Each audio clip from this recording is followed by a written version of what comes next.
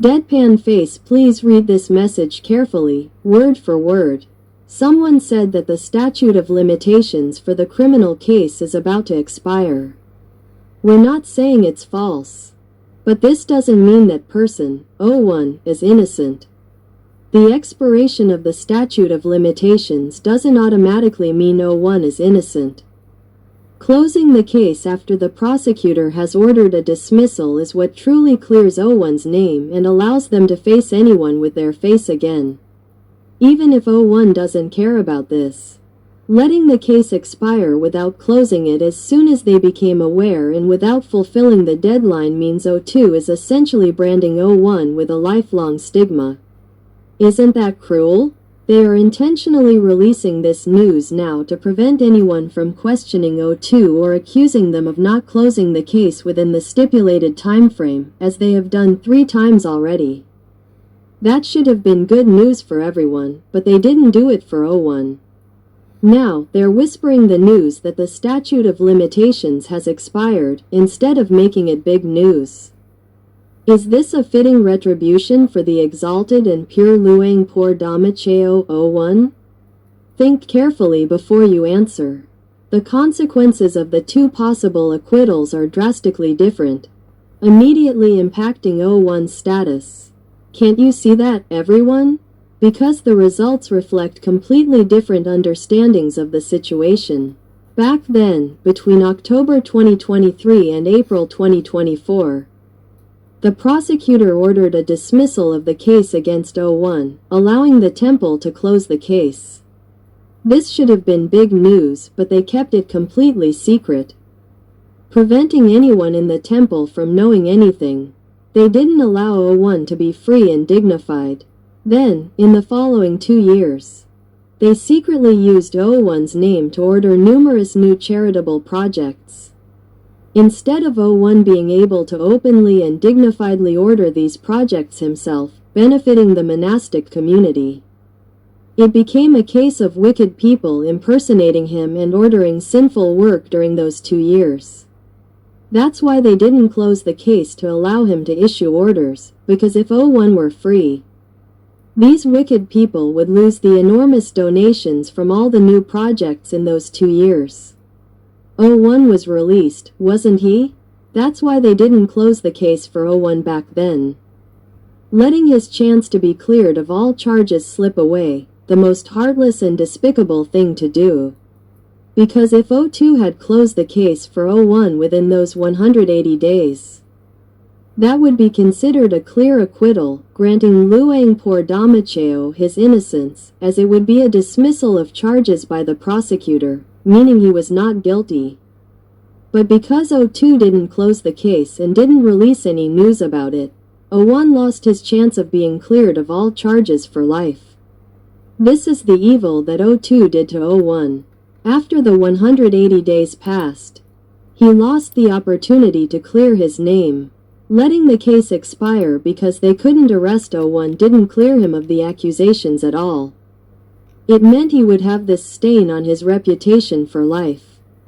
Do you think Luang Por O1 would be proud to come out and meet people just because the case expired? To come out and face people while being gossiped about by the whole city, that's unacceptable. The situation is that O2 and those wicked people intentionally tainted the image of Luang Fa O1, the innocent monk, for the rest of his life. The release of these rumors is merely a tactic to divert the attention of the ignorant people in the temple, to clear O2 of the accusations, and to prevent anyone from questioning O2, as they have been obstructing for the past 3 months. Because in reality, O2 deliberately withheld the case from O1 during that crucial period, intentionally allowing O1 to remain tainted, unable to meet anyone, or afraid to face anyone. They could claim they didn't want O1 to see anyone because they feared negative karma from gossip. The temple people know nothing about this. Are they happy just because of a short chat message like this today? For the innocent and revered Luang Fa O1, is everyone happy with his acquittal due to the statute of limitations? Everyone is pleased that O1 is free from taint for life, but he won't be cleared of the accusations forever. Does that mean O1 will be the subject of gossip for the rest of his life? It's not that there's no other option, but because you don't know the truth, that those in the O2 group were so cruel to O1. Intentionally so wicked, so despicable, so ungrateful, you still don't know. Even after the statute of limitations expired, would the temple have announced to the whole world that Luangpur O1 was acquitted and welcomed back to his position as abbot of Wat Phra Dhammakaya? Would they have done that? If no one did anything?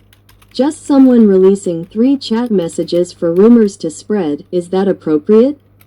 Is it fitting for a world-class and universal figure like Luangpur Dhammakaya O1, who has made immense contributions to this world throughout his life? The news of O1's acquittal, which was actually before the statute of limitations expired due to his innocence, should have been announced and celebrated globally. But the temple, by the O2 group, didn't do that for O1. Even after the statute of limitations expired, what dignity would they have in announcing it to the whole world to celebrate with Luangpur Dhammakaya O1? Could O2 have done that? Did anyone do it for O1? If the temple didn't do it, or why can't they do it? Do you see now? If the result is the same, they should be happy and announce a welcome back to the temple. Hold a press conference announcing that O1 has been acquitted and is innocent, let the public know, and make it a bigger news story than when the temple announced the merit-making event. That would be the right thing to do, wouldn't it? Let me ask you, in a case like this, would the temple be proud to announce it, hold a celebration, and welcome Luangpur Dhammakaya O1 back? Would they dare to hold an event? Would they dare to announce that Luangpur O1 has been acquitted and is innocent? And if they are confident that O1 is innocent, they should announce it to the whole world, make the news loud and clear that the temple is overjoyed to welcome his return and offer him the position of abbot again, inviting him to lead and build merit as before. Would they dare to do that? Where is the pride in this? Can anyone give it to Phra Dhammakaya O1? If the monks in the temple, including O2 and the abbot, can't even proudly announce this to the entire world, do you think O1 will feel happy about being acquitted like this? Instead of being acquitted as a winner because the prosecutor ordered a dismissal, they waited until the statute of limitations expired to announce it. In short, O2 and the others simply let the statute of limitations expire, so they couldn't sue O1 anymore. That's all. It doesn't mean O1 has been cleared of all charges due to the statute of limitations expiring. An acquittal because the statute of limitations has expired doesn't confirm O1's innocence or that he's been exonerated. Instead of being truly joyful and dignified news, it's become shameful and something that can't be announced to anyone. Is this right? Wake up, everyone. This isn't fair to Phra Dhammakaya O1 at all. This acquittal makes O1 want to meet everyone. But he can't. Will O1 have the face to meet anyone? Because you've prevented O1 from ever seeing anyone. What O2 is doing is not wanting O1 to see anyone again. That's why O1 hasn't had the opportunity to see anyone since 2024, on his 80th birthday. Are you really happy that Luangpur Dhammakaya O1, a highly innocent and virtuous person, a world-class individual, is being prevented from being proud to see anyone, even if he's truly acquitted? He's being left with a stigma that lingers in this society for the rest of his life. Do you think Luangpur Dhammakaya O1 doesn't know how people feel about him? You fabricated charges against O1, which was already bad enough. You deprived him of his freedom. But now that he has a chance to regain his freedom, you refuse to clear his name. You didn't close the case for him when he had the opportunity to be cleared of all charges, and then let the statute of limitations expire to avoid further prosecution. But that doesn't confirm his innocence on any level of accusation. It's become a stigma unjustly imposed on O1 for something he did nothing wrong. So, when a son wants to show gratitude to Fra Damaceo O1, he just lets him get away with it like this? That's called being an ungrateful son, not a filial son. And they're still using cheap, despicable methods, spreading rumors through 3 chat messages that someone closed the case last week. They're lying now. If someone really closed the case last week, who is it? They need to reveal their name. If they've done such a good deed, their name should be announced for people to praise them. They need to state the date they closed the case and announce it to the whole world. If they really did it, who is it? But it's not true. They're just making baseless claims. The case would have closed on its own anyway. No one needed to close it. They're fooling people. If the statute of limitations has expired, there's no need to close it. It expires, it expires. There's nothing left to sue for.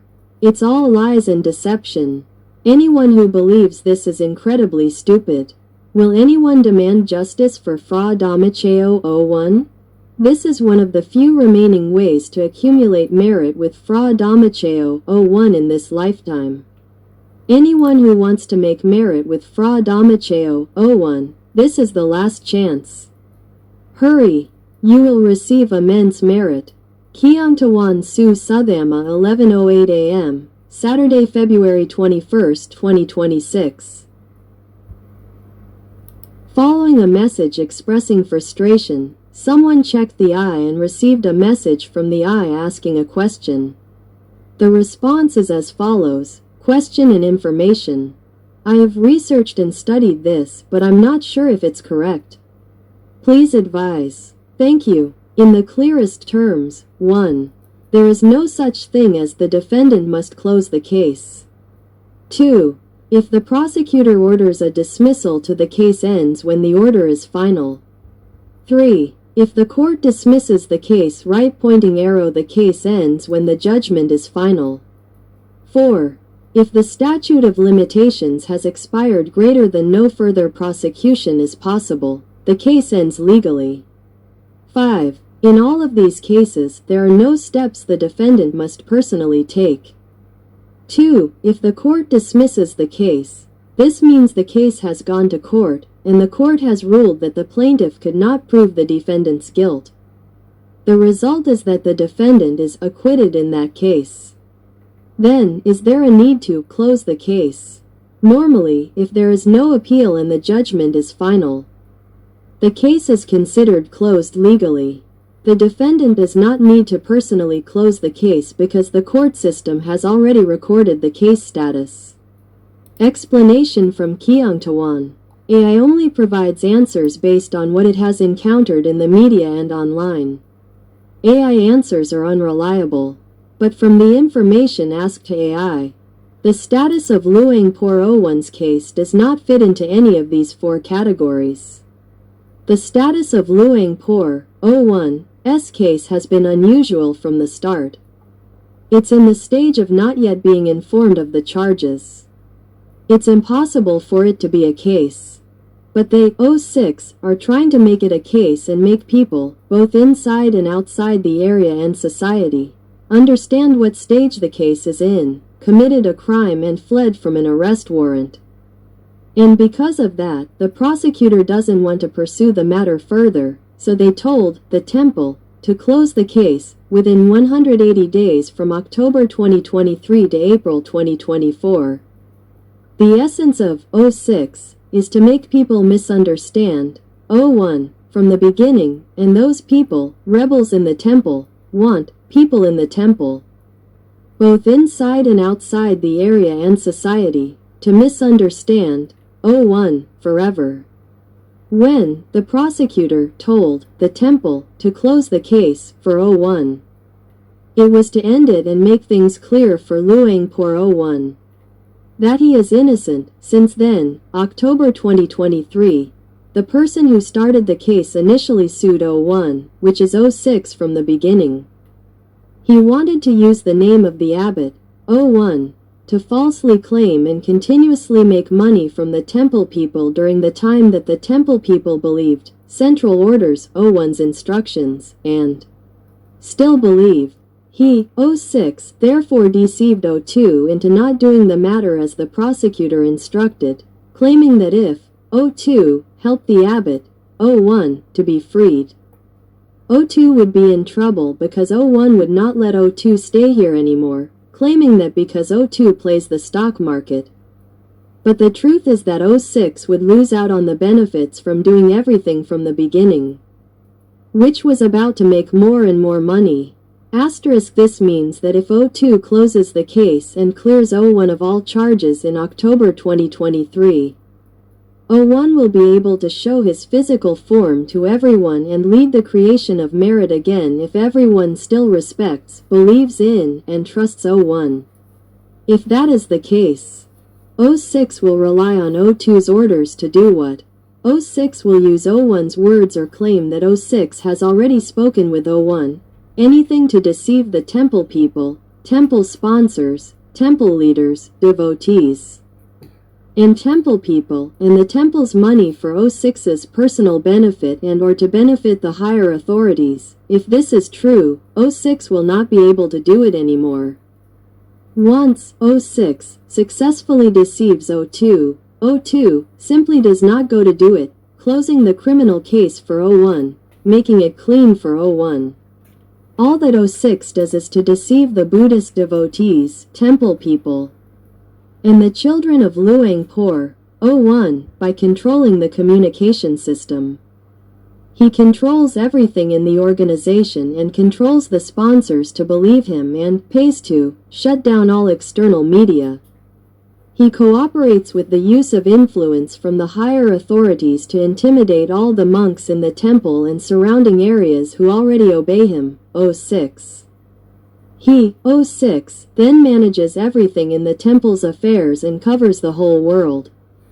As he has been doing for the past 8 years, he, O6, simply manages to prevent O1 from having a social standing that would give him credibility with anyone in the group of people, outside and inside the diocese, and the monks and lay people throughout the diocese, the hosts and the Buddhist faithful, that he uses to work for him, and he has been doing just that for many years.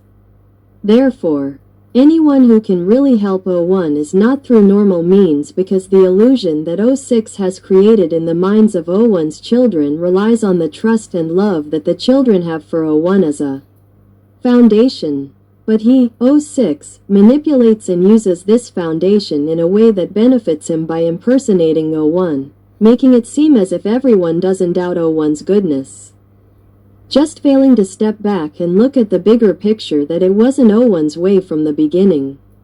At 3:25 a.m., Sunday the 22nd of February 2026. Dreams that made reality. Latest update Thursday, February 19, 2026. Ms. Na meditated from 4 a.m. to 5:30 a.m. She was very sleepy and fell asleep, dreaming. 1. She was standing in a certain place. Looking around, she realized it was the pine-lined courtyard before entering the International Dhammakaya Assembly Hall, near the Luang Pu's shrine. The dreamer was wearing a white laywoman's robe. 2. Suddenly, her fourth older brother came to her. She didn't know where he came from, but he said there was a performance in the assembly hall and she should go see it, but she had to go with a man. 3. Then a man came, wearing a white temple attire. After waking up, she analyzed that he resembled her deceased former lover in real life, mixed with the face of her deceased fifth older brother in real life. In the dream, she saw her older brother exchanging money with another man. She didn't see the amount. When she first met her older brother, she didn't feel disoriented. 4. Then that man took her hand and led her into the assembly hall. She felt disoriented, losing control of herself when the man touched her and began to experience sexual arousal. So I asked him what he was going to show me, where we were going. I didn't recognize the man. but I went with him because he pulled me along. 5. We walked past the Parliament building, out behind the Mahadhammakaya Chetty. I don't know which direction because I felt disoriented. But I remember going to a house.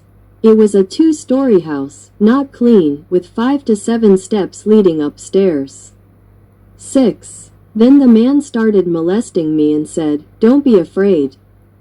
I'll take responsibility." While I was still somewhat conscious in the dream, I asked him why he was doing it at the bottom of the stairs. He said it was fun this way, with the exposed wooden floor. Nothing blocking his view, and that he was aroused by the effects of the drug. He told me not to speak or scream. My body swayed with his real body. Then he finished having sex with me. When I woke up and thought about it, it was so embarrassing. I was tricked by my own brother in a dream. 7. Then he said he had to go to work somewhere else and told me to wait at that house.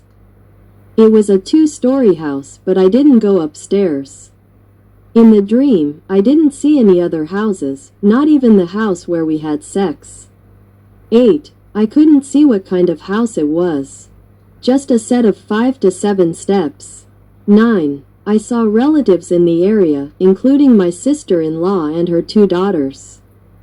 I was surprised that my sister-in-law, meaning the wife of my 4th brother, the one who brought me to work as a prostitute, was there, along with her 2 daughters. They were picking custard apples, choosing the less attractive ones to eat themselves and selling the nice ones. 10. So I asked if I could pick some too. They said, "Come on, pick some." So I went to pick some. I saw several bushes, but I didn't look far from the trees, so I couldn't tell if it was an orchard or not.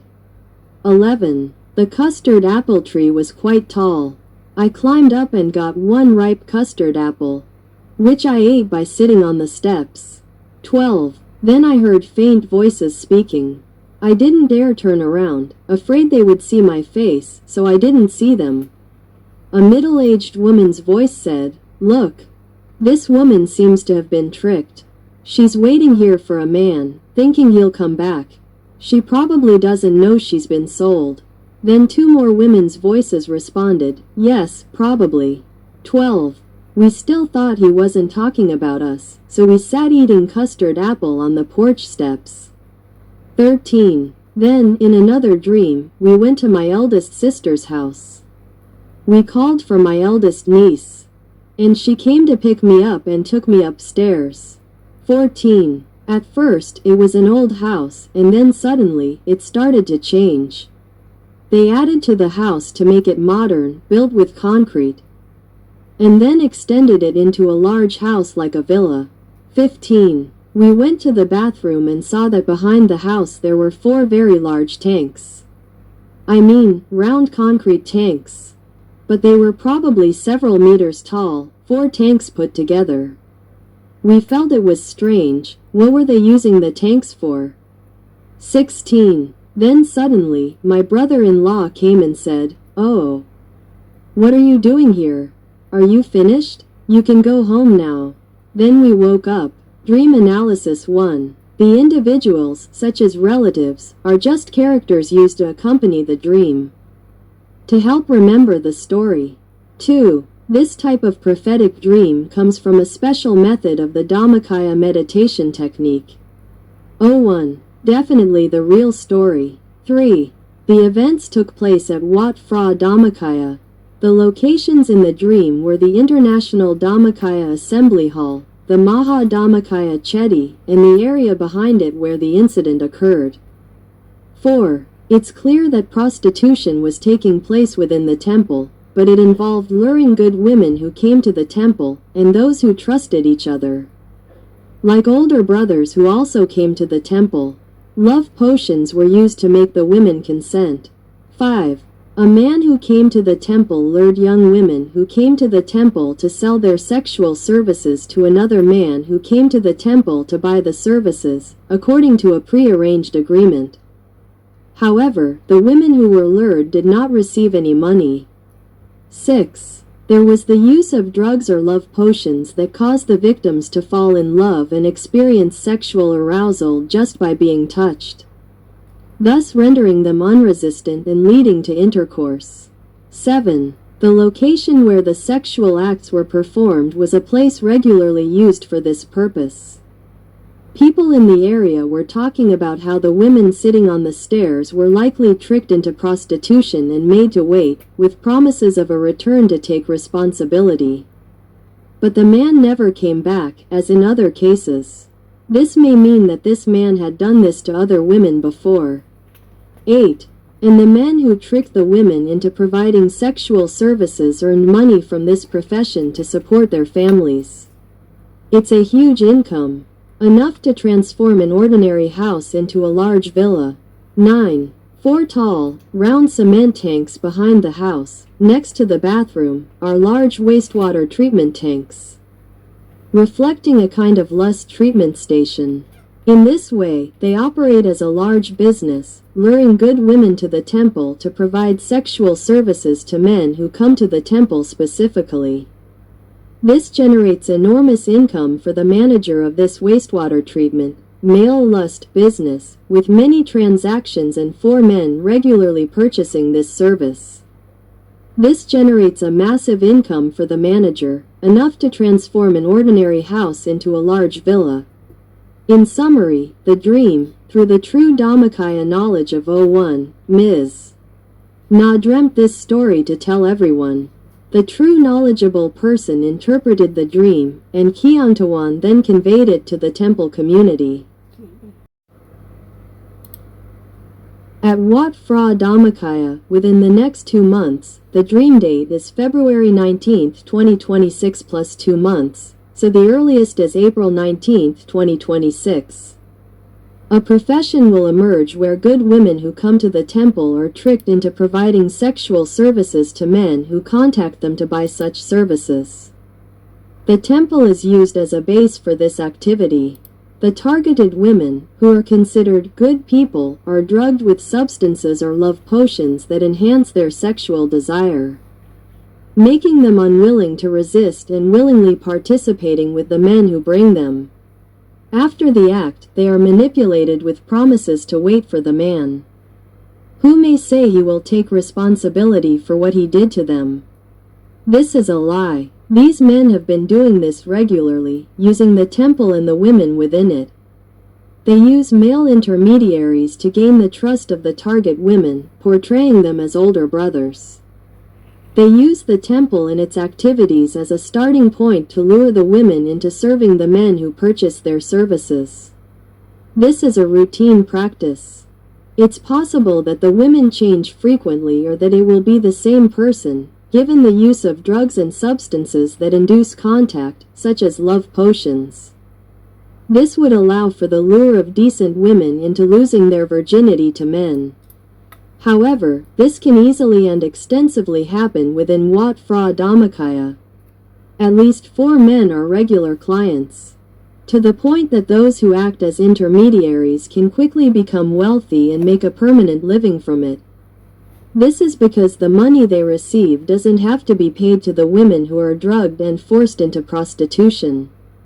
The women who are forced into prostitution are too ashamed to hold anyone accountable, and they fear damaging the temple's reputation since the incident occurs within the temple grounds that the temple helped build. Men who buy these services at the temple don't have to pay for hotels or marriage proposals. They can get whatever they want, simply by arranging a meeting, paying the intermediary, and using drugs. They have no responsibility, simply satisfying their desires whenever they want, as if the men's physical bodies are permanent sewage treatment tanks. Alternatively, there are women who make a living treating this sexual wastewater for men seeking release, using Wat Phra Dhammakaya as both the location and the venue for their encounters, without caring about the sinfulness or fear of being seen. Furthermore, the houses used for these activities. It was a regular occurrence and the people in the area were complicit.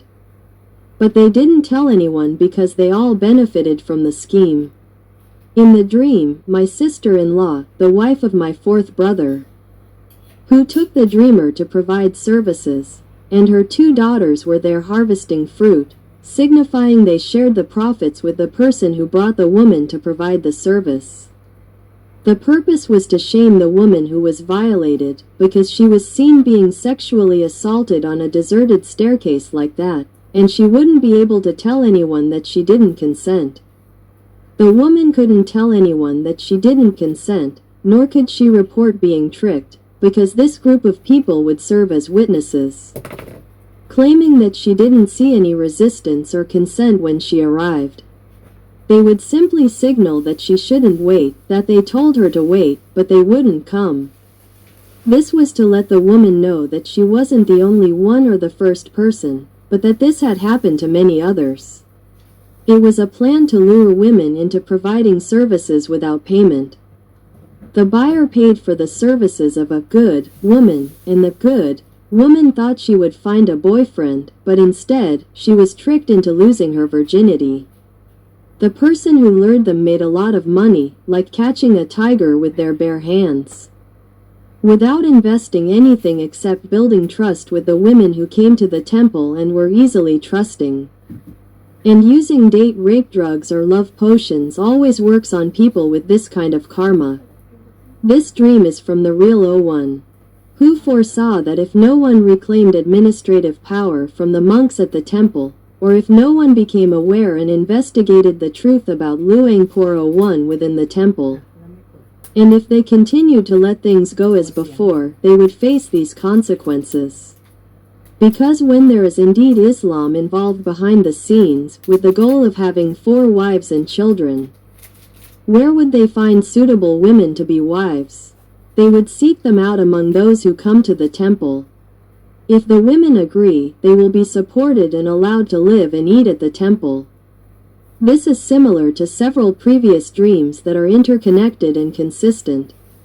The reader might wonder, where would women live in rooms on the rooftop of a 3-story building, raising children in every room, and even having a store selling only children's clothes and toys inside the temple?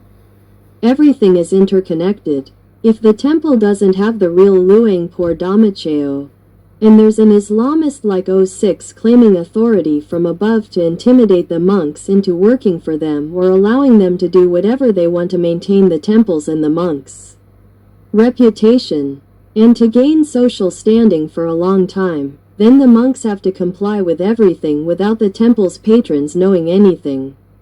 If you don't become suspicious, doubtful, aware, or notice the changes, and refuse to acknowledge or read information from true friends like Kyungtawan, who has been receiving truth from O1 through genuine experts in various special ways for the past 8 to 9 years, then prepare to encounter a reality that resembles a dream, which has been gradually revealed over the past several months.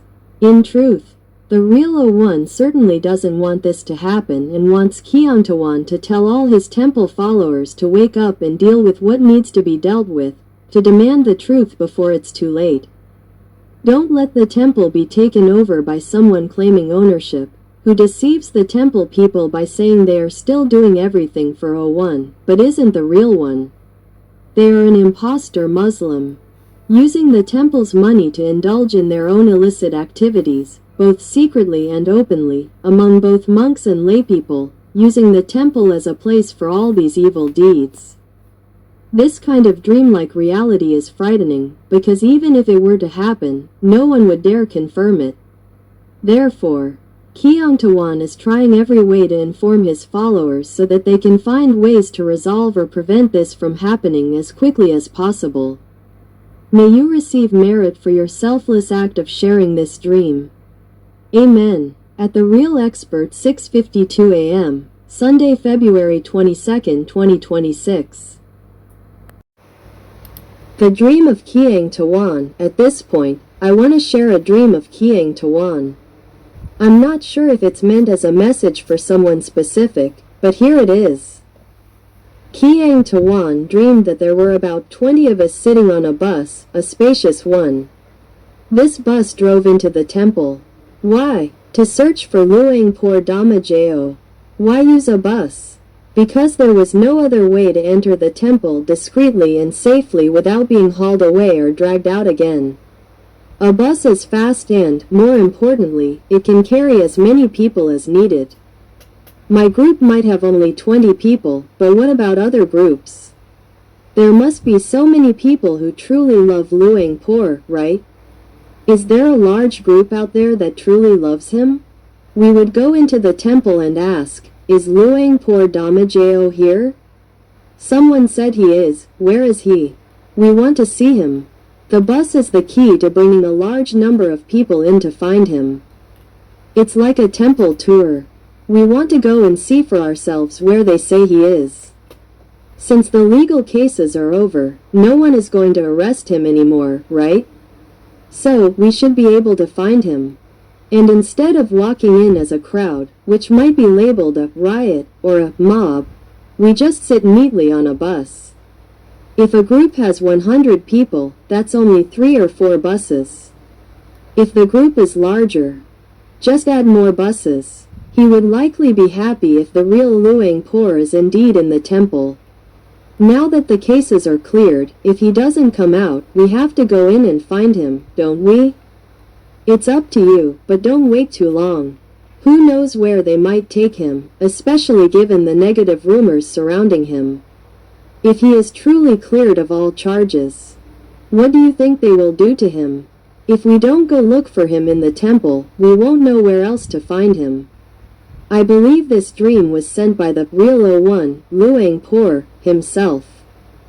If anyone truly wants to find him, now is the time to search the temple. If anyone tries to block us, we need a large number of people to go in. And instead of walking, our temple is massive, go by bus.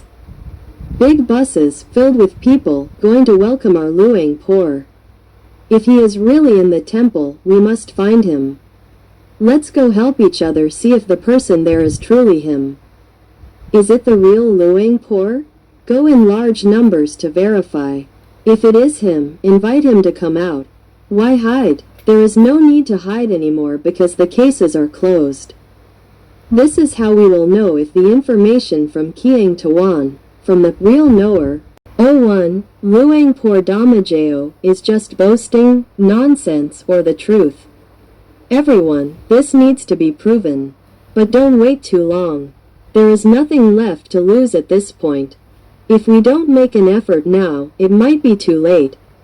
What if the bad dreams turn out to be true? Don't forget that through Dhammakaya knowledge, via Dhammakaya, insight, Nana Dasana, and the Dhamma I, Luangpur Damajao truly sees the future. He can communicate through dreams so vivid they feel physical, involving events that make you wake up shocked, thinking, oh my. What did I just do? It's so profound it feels shameful to ignore. You have to think about this. The dreams passed down in the Hidden Dragon, Mang Korn Sorn Gai. Stories told through Kiang Tawan are not things one could just make up. They are things that have been seen and then shared. He has to tell us in a special way because he is revealing the future, and the future cannot be told directly. So, for anyone wondering why Luangpur doesn't just say it straight out, write a letter, or call someone, please rethink and try to understand the situation differently. เมื่อศรัทธาถูกทรยศนักพรตผู้สูงศักดิ์ยืนอยู่บนเนินทะเลทรายมองอาณาจักรที่จากมาด้วยใจที่ปวดร้าวทว่าแววตาไม่เคยสิ้นหวังแม้การเวลาจะผันผ่านแต่ด้วยพลังแห่งการเข้าถึงธรรมชั้นสูงทำให้กายหยาบของท่านเปลี่ยนแปลงย้อนวัยจากวัยชราไปสู่วัยหนุ่มอย่างผ่องใสสง่างามแข็งแรงและท่านกำลังจะเริ่มการเดินทางรอบใหม่มุ่งสู่เป้าหมายเดิมที่ไม่เคยเปลี่ยนแปลงคือที่สุดแห่งธรรมสัญญาณเวลานี้คือการรวมคนที่ยังรักและศรัทธาต่อท่านในการมุ่งสู่เป้าหมายเดียวกันที่กระจัดกระจายกันอยู่ยังหลงทางอยู่ถูกล่อลวงโดยศัตรูอยู่ได้ตื่นขึ้นและรับรู้ความจริงที่พาเขาออกจากความหลงมาพบท่านในทันเวลาเป็นโอกาสสุดท้าย The sun kisses the desert, a new chapter begins. We stand at adventure's precipice, spirits united. With each step, we forge a path, embracing challenges. Together, we write our inspiring story across the sands. ท่านนำพากองคาราวานเทียมม้าที่บรรทุกคน 22 คน ไปตามเส้นทางสายไหม แม้โดดเดี่ยวแต่ไม่เงียบเหงา เพราะมีความสงบแห่งธรรมภายในที่แผ่ออกจากศูนย์กลางกายของทุกคน ติดตามความสว่างดุจดวงอาทิตย์เที่ยงวันของศูนย์กลางกายของนักพรตหนุ่มที่นำทางทุกคนไป ผู้คนในกองคาราวานนี้ไม่เพียงแต่ศรัทธาในผู้นำแต่ยังเชื่อมั่นในหนทางแห่งการเข้าถึงธรรมภายในคือพระธรรมกายที่มีอยู่แล้วในตัวของมนุษย์ทุกคนใต้แสงดาวในยามค่ำคืนความเหนื่อยล้าถูกแทนที่ด้วยพลังแห่งความบริสุทธิ์ของพระรัตนตรัยภายในตัวทุกคนได้ดำรงตนอยู่อย่างเป็นสุขในพลังแห่งพุทธานุภาพที่เป็นสายบุญสว่างไสวเป็นเกราะป้องกันจากภัยอันตรายและขจัดความมืดมิดทั้งมวลจิตวิญญาณของพวกเขาผูกพันกันโดยการตรึกระลึกถึงพระธรรมกายภายในตัวและแล้วหลังจากการเดินทางที่ยาวไกลความศรัทธาที่มุ่งมั่นตั้งใจยิ่งใหญ่นั้นก็นำพาไปพบกับกลุ่มคนหมู่ใหญ่ที่รอคอยการรวมพลังแห่งศรัทธาธรรมเดียวกันก่อให้เกิดอาณาจักรแห่งจิตวิญญาณที่มีเป้าหมายเดียวกันขึ้นใหม่ได้อีกครั้ง